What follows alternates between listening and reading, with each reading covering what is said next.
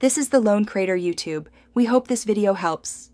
In this video, I will explain how to fix Office 365 error code 0x2031. First, let's cover some initial troubleshooting steps.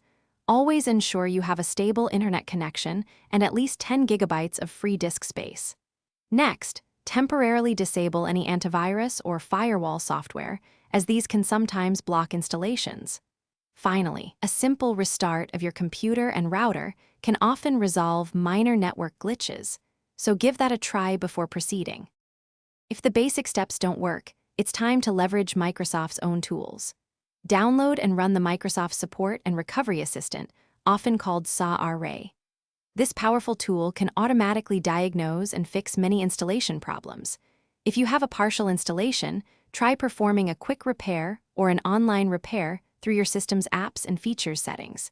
These built-in repair options can often correct corrupted files without a full reinstallation. Sometimes, a clean slate is the best approach. Completely uninstall any existing Office versions from your computer. Microsoft provides a dedicated uninstall support tool that ensures all remnants are removed, which is crucial for preventing conflicts. After a thorough uninstall, restart your system to clear any lingering processes. Then, download a fresh installer for Microsoft 365 from your account portal and attempt the installation again. This often resolves issues caused by corrupted installation files. For persistent issues, we move to advanced system checks. Perform a clean boot to start Windows with a minimal set of drivers and startup programs, helping identify software conflicts.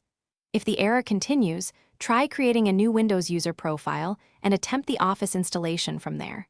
Sometimes, user profile corruption is the culprit. Lastly, run disk cleanup to remove unnecessary temporary files, ensuring your system has ample resources for the installation process. Thanks for watching. Consider subscribing if we helped you.